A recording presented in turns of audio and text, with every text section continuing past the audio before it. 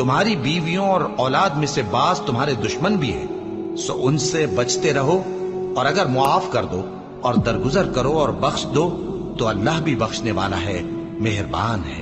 तुम्हारा माल और तुम्हारी औलाद तो आजमाइश है और अल्लाह के यहाँ बड़ा अजर है। सो जहां तक हो सके अल्लाह से डरो और उसके अहकाम को सुनो और उसके फरमाबरदार रहो और उसकी राह में खर्च करो, ये तुम्हारे हक में बेहतर है।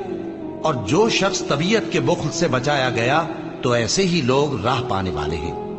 अगर तुम अल्लाह को नेक नियति से कर्ज दोगे तो वो तुमको उसका कई गुना देगा और तुम्हारे गुनाह भी मुआफ कर देगा।